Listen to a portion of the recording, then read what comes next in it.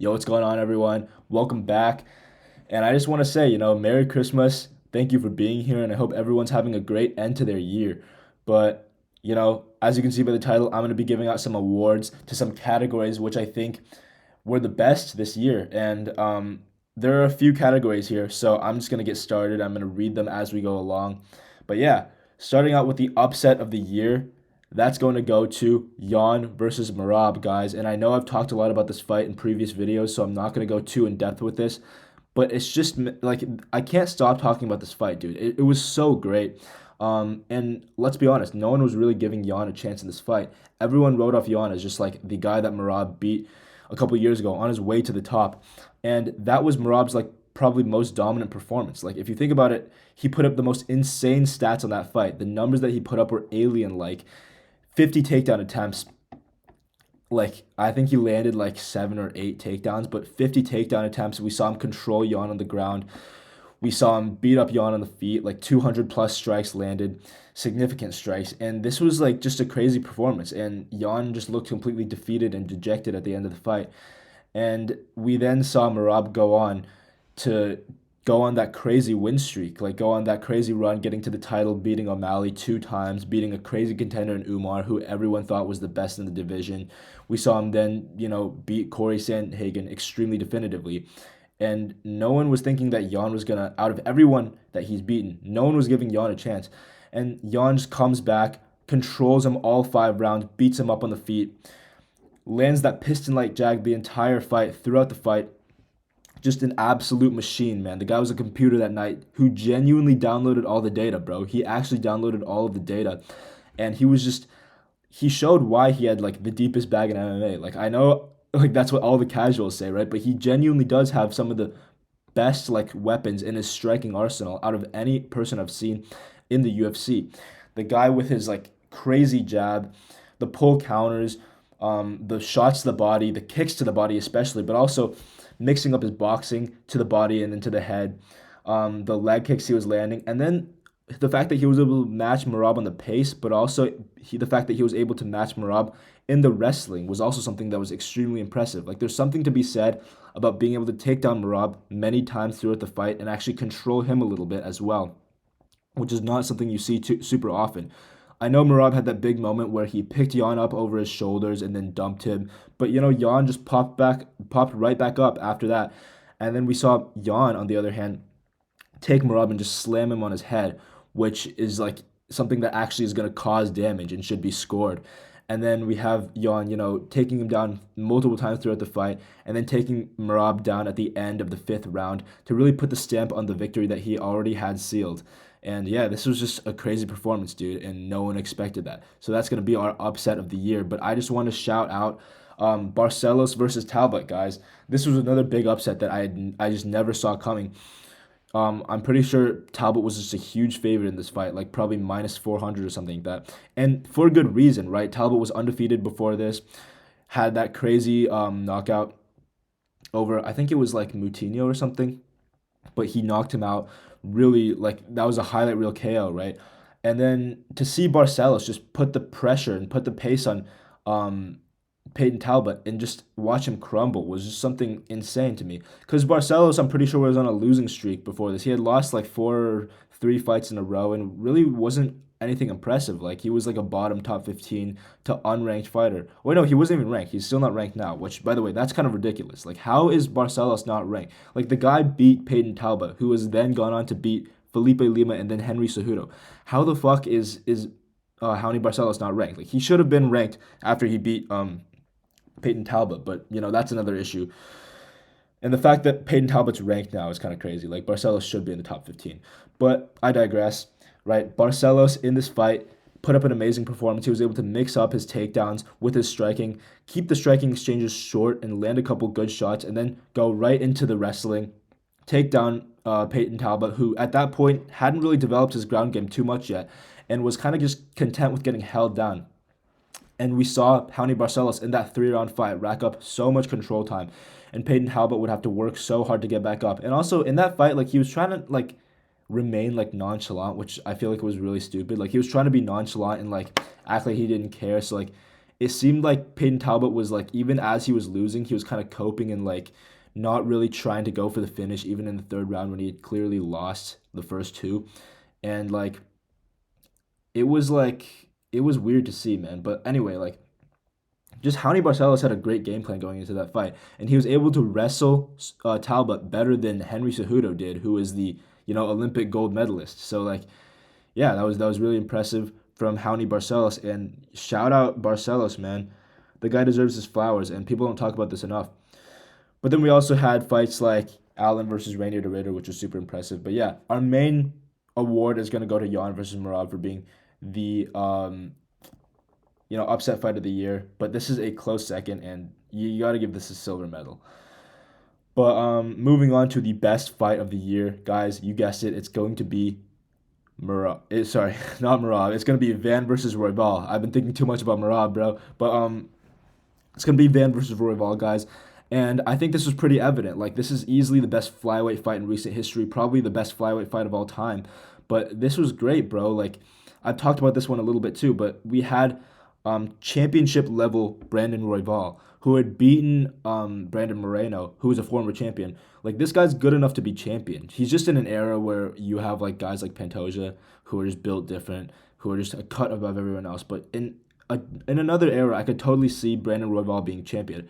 And Van, who was unranked earlier in that year, coming out and beating up Brandon Royval over the 3 rounds, just basically outboxing him. Like, it was close, but based on damage and based on the impact of the strikes, you have to score the fight for Brandon or for Joshua Van even before that knockdown. But then he secures the win by knocking down Brandon Royval later in that fight at the end of the third round and just pounding him out at the end. Pause. Just hitting him with good ground and pound shots, ending the fight on top, sort of like Volkanovski and Islam, except he had really just put the coffin in the nail in that fight. Super close, but he just walks away with the definitive victory at the end. Very impressive, and this was a very great fight.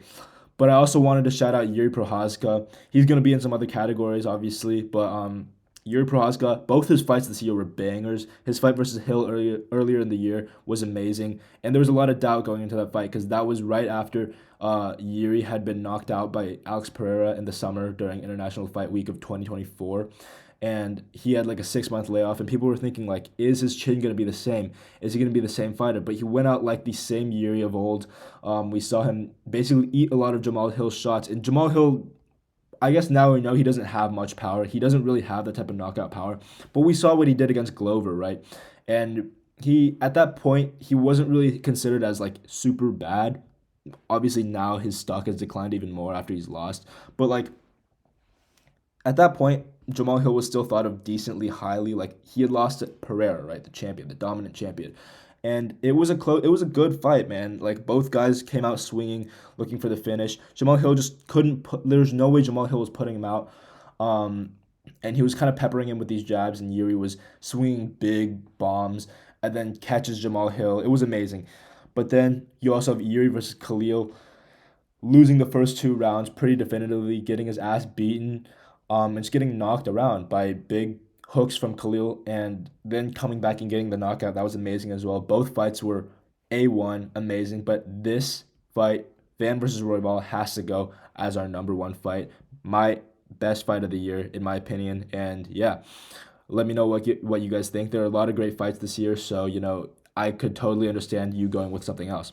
But let's move on to our next fight or our next category, which is going to be the comeback of the year. And I just talked about this a little bit. It's going to be Yuri versus Khalil Roundtree, guys. And I think that this is pretty fair. I think a lot of people are going to agree with me with this one, because this was like, honestly, by round two, I was thinking like Yuri was going to lose a decision. Call me crazy, but like at this point, I was really just thinking, dude, like Yuri's like kind of letting the fight go away from him. He wasn't fighting like himself. Like he was fighting super tentative. Like he wasn't throwing much at all. And when he would throw, there would be super slow like leg kicks. He would land like 2 mile an hour leg kicks on Khalil.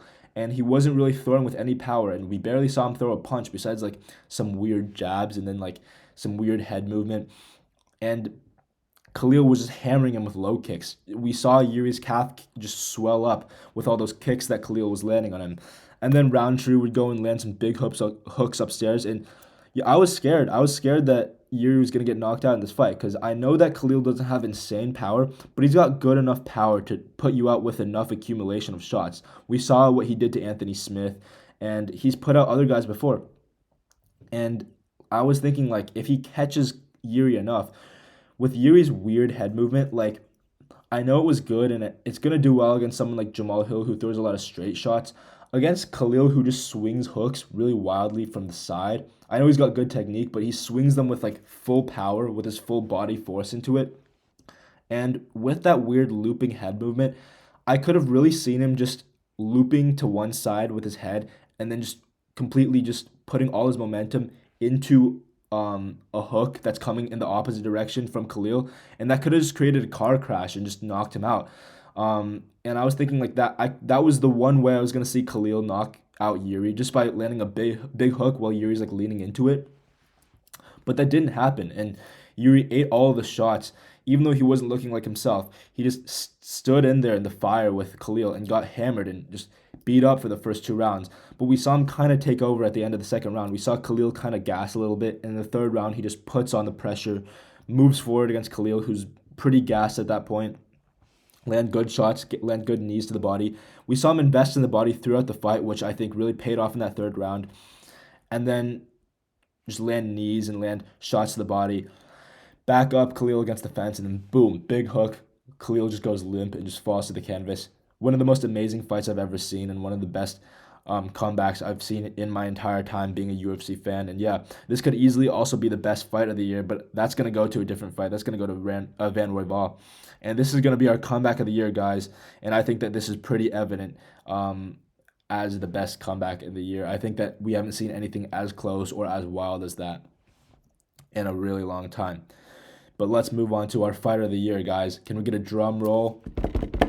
It's going to be our boy Merab Dvalishvili, guys. And I know he lost. He ended the year not the way he wanted to, but it's okay because he's still our fighter of the year and he's still ESPN's fighter of the year.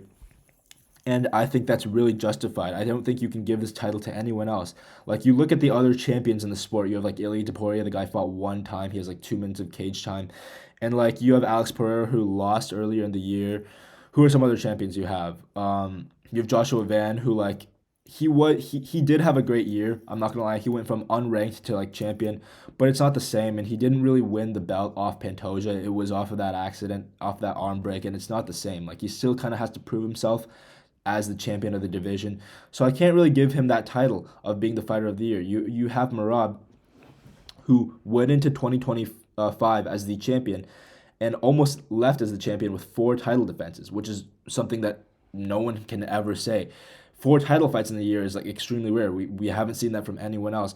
And it's crazy how active he's been this year as the champion. And you really just have to commend the activity and his willingness to get in there and fight like every 2 months. And I think that's partly what led to the end of his title reign. Like, I think that cutting weight 2 months after having just fought definitely can't be good for you. He's racked up a lot of mileage at this point, and he's had to cut weight 4 times, and that's never going to be great for you in a big grueling fight against someone like Piotr Jan. Right, but no excuses. Merab did lose that fight fair and square. But other than that, man, he dominated the year. He started off against Umar Nurmagomedov, and everyone, including myself, was kind of picking against him. Like, Merab was kind of like written off in that fight. He had barely beaten, or not barely beaten, but he had beaten Sean O'Malley the previous September in kind of a weird way. Like, it was really boring, and it didn't really showcase Merab as anything special. He didn't really weaponize cardio or anything in that fight. As a matter of fact, O'Malley won the 5th round in their first fight. So it like Merab didn't really look impressive when he won the belt. And Umar had just 50-45 Corey Sandhagen, who was like a top 2. I think he was ranked number 2 in the division at that point, and he was thought of pretty highly as like a good, really technical striker who had good wrestling as well, extremely well-rounded. And he was probably about to fight for the title next, if had he not lost to Umar. But Umar just completely destroyed him. He didn't even have to grapple that much. Like, he did mix in the grappling, but his main avenue to win the fight was just striking and shutting down Corey Sandhagen. And with that performance, people were thinking like, dude, this guy is the most unfair, insane skill set. He's amazing at striking. he definitely can outstrike Merab, and he's a Nurmagomedov, right? So he should be able to out wrestle Merab too, or at least nullify the wrestling. And that's what we saw in the first 2 rounds of that fight. We saw him, Umar's completely control the fight, rock Merab, stumble him around a little bit, land. He landed that like patented like lead question mark kick that he always does. He landed a good shot on Merab's chin with like a right cross, I believe. Um, and yeah, he just showed that he was kind of the more skilled and better fighter for the first 2 rounds. But then we see Merab come back. Umar starts to gas in the third round. Can't keep up with Merab's pace, who just stays on top of him. Merab goes for a few takedowns, lands some good shots, just keeps crashing forward and landing big like overhands and hooks to Umar. And he steals that round, and we see Umar start to gas, and we see the entire momentum of the fight shift. And then in the fourth round, Umar's completely gassed. He's moving slow. He's not really hopping around anymore, and he's just like kind of resorting to throwing jabs and like occasional kicks to the body. And Merab mixes in a bunch of takedowns, keeps crashing forward, and easily takes that round and takes down Umar multiple times. And it's not looking good. We see Habib just screaming in the corner. And by the way, Habib in that fight like gave horrible corner advice to Umar. Like in the fifth round, he's telling Umar he has to wrestle and he has to go and wrestle with him. Like, dude, that's going to gas Umar's tank more than anything else. Umar in that fifth round should have gone out and just tried to point fight and just strike with Merab and stay on the outside and teep and try to like do that lead question mark kick and jab and just stay as far away from Merab as possible and try to keep him off of him and just try to strike him out to a decision. That should have been the case. And that's kind of what he did in that fifth round, but horrible corner advice from Habib, who usually has pretty good advice. Um, but yeah, he goes out there in that fifth round, and Umar is winning the majority of that fifth round. Like, if you objectively think about it, I was thinking Merab was going to win that shit regardless. But watching the fight back, Umar was winning that round up until the last minute of the fight. Merab then steals the round by rocking Umar pretty bad. I guess not super badly, but he rocked him. Umar like stumbled a little bit with a hook to the chin, and then Merab takes him down a couple times and emotes on him. The crowd goes crazy, and then Merab finishes the fight on top, like grabbing onto a single leg, and Umar's just completely gassed out. He's breathing super heavy. And Habib's like screaming in the corner. That shit was so funny, bro. Habib just freaking out in the corner was insane. And then that's Jesus. I just talked so much about that fight.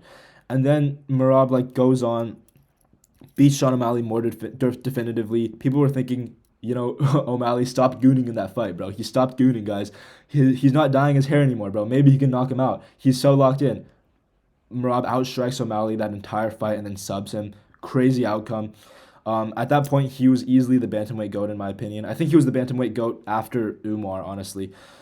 But this really solidified him as the bantamweight GOAT in a lot of people's minds. And then going into that Corey Sandhagen fight, no one gave Corey a chance. And I think that was obviously right. Like, he hurt Corey Sandhagen badly in round 3, had him on the ground, covering up, just taking punishment, and then just ragdolled Corey Sandhagen around. And yeah, he lost a couple rounds, but also destroyed Corey Sandhagen enough to walk away with a 10-8 round and end up having a one in clear 3-2, probably like a 49-45 because of that 10-8.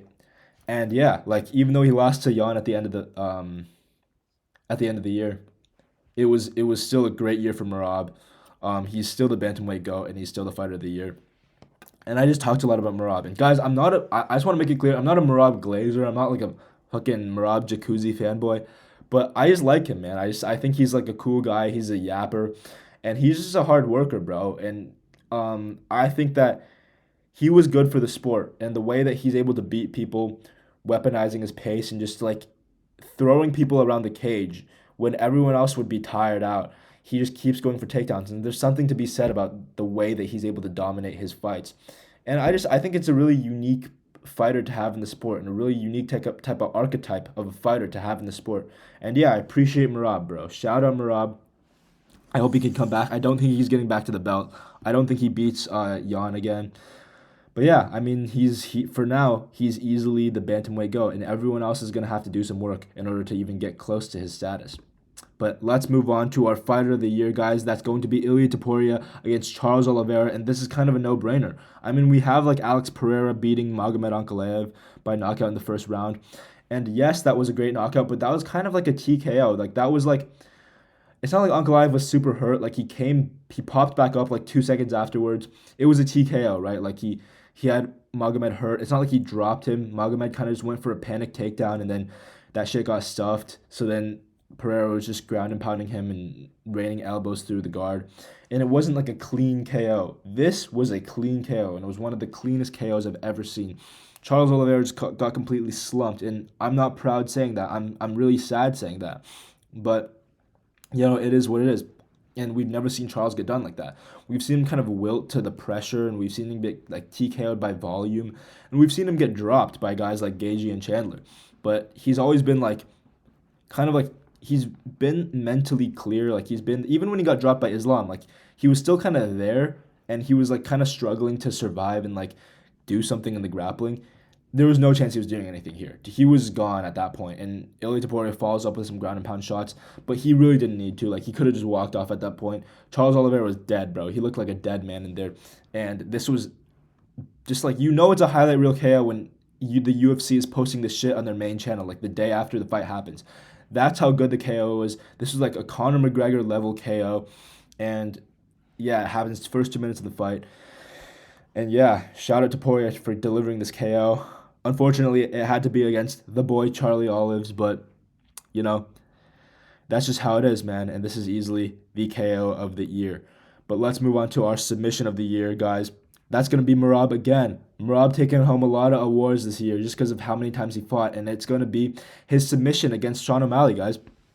And I think you could give this submission of the year to some other people, but I just think it's just the way that uh, Merab was able to submit him. Like, this was extremely unexpected, honestly, because he usually threatens that choke, that like ninja choke type of thing, to kind of get opponents to just go back to the ground so he can keep controlling them.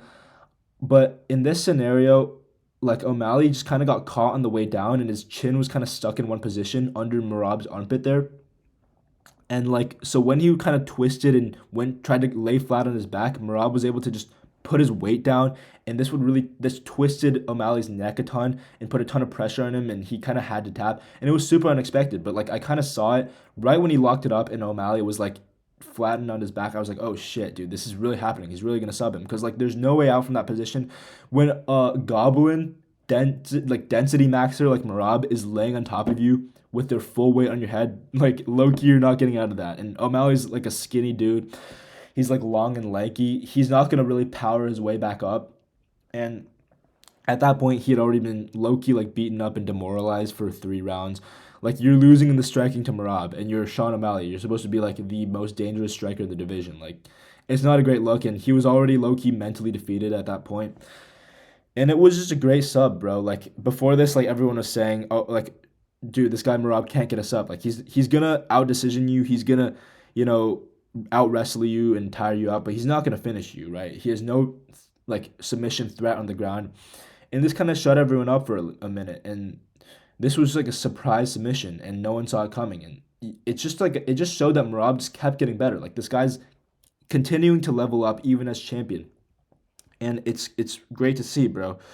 His striking leveled up, and his submission game had leveled up, and it's really respectable to see a champion in the sport continue to improve.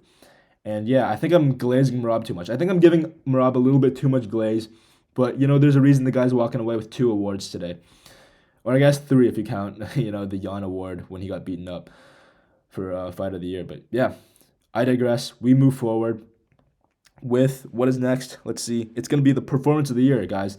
And this is going to be a little bit unexpected because we've had a lot of great performances, but it's going to be JDM, guys. Give it up for JDM against Bilal Muhammad, guys. And yeah, this is pretty self-explanatory. If you watch the fight, you'll see JDM beat up Bilal across 5 rounds, utilize his amazing boxing. And this is like JDM's breakout performance, bro. Like he really just there's nothing else to say besides he just outboxed and destroyed Bilal that night. We saw him basically take a pretty reserved approach in the first round. We saw Bilal land a couple good shots on JDM's chin, but then we saw JDM fire back, and it was a close first round, but JDM kind of walked away with it just based on having landed some like better shots to the head, investing in the body a couple times. But Bilal's really fucking tough, bro. And throughout the fight, we saw JDM build. momentum, continue to beat up Bilal. Even when Bilal would try to back up JDM against the fence and try to like kind of dog him and bully him in the corner, we saw him like try to land hooks in close. He kind of grab that tie clinch, and JDM would kind of slip on the inside, use great head movement even when he's like 2 inches away from Bilal, and then fire back with insanely powerful hooks and just hurt Bilal and stumble him around. And if it weren't for Bilal's good chin, he would have been knocked out in like round 3 or 4. And then like he tried to utilize his wrestling as well. JDM would just pop right back up. He would stuff every takedown. He would have the high guard, but every time Bilal would try to shoot in, JDM would lower his entire level and kind of meet Bilal head to head. So then like they would kind of both fall to their knees, and Bilal wouldn't really be able to get to JDM's hips at all. Like he was never able to beat JDM to his hips. And the one time he was able to do that was in like round 5 when he was laying on top of JDM and kind of trying to control him for the rest of the round. But JDM was able to take Bilal's leg, lift it up, create some separation, and from that point, he's able to get to his knees. Bilal's not really going to find your back and submit you or take your back at all. So, JDM was able to get out of that position, get face to face, grab a clinch, get to the fence, and then continue to beat up Bilal. And then we saw in round 5 that he was almost able to finish Bilal with the striking. Bilal was trying to cover up and even counter, but JDM was super slick, switching stances during his combinations. Like in the middle of his combinations, we saw him switching and shifting his feet, finding different angles, slipping Bilal's counter, and then countering his own, which is actually what you're seeing in this frame. In this photo right here, it's literally JDM having slipped his counter and then countering with the counter. And it was great, man. This was like, before this, I had seen his fight against like Gilbert Burns. I had seen his fight against like that Dagestani guy and his fight against Randy Brown. And I knew he was powerful and like really good, but I didn't know if he was good enough to put up such a good performance against Bilal. Like I was thinking, Bilal's like very tough. I think he had underrated hands. Like he doesn't have Canelo hands like he says, but he has good underrated boxing. We saw that against Leon Edwards, and I was thinking I could see JDM winning, but it would be like a close 3-2 decision. It would be a war. And this was kind of a competitive war, but it was super one-sided, and JDM just beat the piss out of Bilal for 5 rounds, and it was unexpected. It was great to see, and it was extremely dominant. In my opinion, it was a 50-45, or maybe a 49-46. Maybe you could give Bilal round 4. But I don't know. It was either a 50-45 or a 49-46. Extremely dominant performance by JDM. And honestly, you could even say like round 5 was a 10-8 given how close JDM came to finishing Bilal. But yeah, that's going to be most of our categories. But I just want to give out a shout out to the most ass fighter of the year, guys.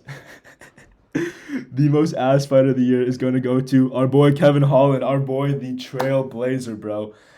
Dude, this guy is so bad, bro. I'm so disappointed in Kevin Holland. Because the guy was like, dude, he showed so much promise in 2020. When he debuted and he was like super active, dude, he knocked out Joaquin Buckley like cleanly with a 1-2 down the pipe. That was like, if you look back at that now, dude, how did we get here, bro? Kevin Holland, bro, how did we get to this position?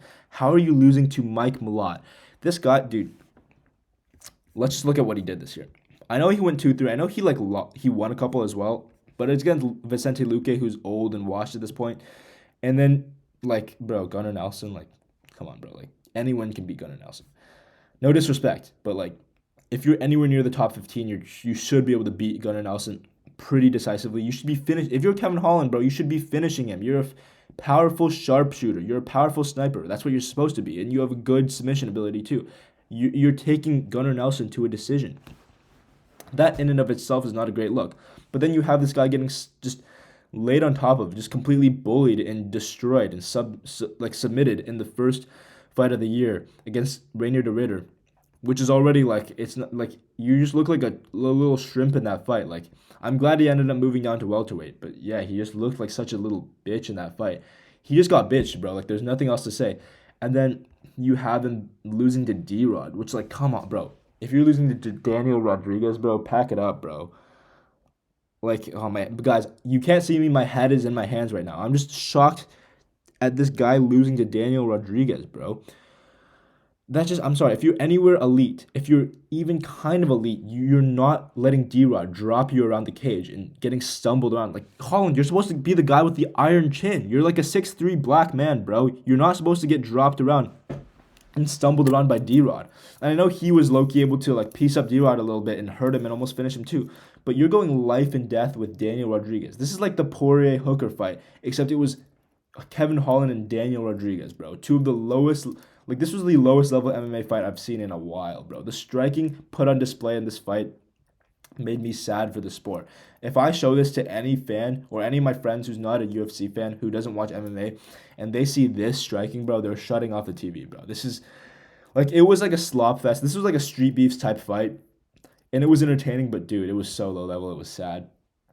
And then you have that Mike Malott performance, which is also extremely sad. It was really sad, and I mean sad as in like, bro, it was just disappointing, bro. I'm disappointed in Kevin Holland, and he got nut shotted, and then you see him like kind of like trying to act like weird and like MMA Guru called it out like pretty perfectly. Like Kevin Holland, whenever he gets hurt and fouled, he'll like stumble around and act hurt. But then like when the ref asks him if he wants to stop the fight, he'll look away and like look to the side and he won't make any eye contact. So like it's really gonna put the referee in a tough decision and he might stop the fight. But if he stops the fight, Kevin Holland's gonna be complaining. He's gonna be like, "Oh, dude, I wasn't even hurt. I could have beat him, or I could have beat this guy if I never got fouled." And it's just gonna give him a built-in excuse.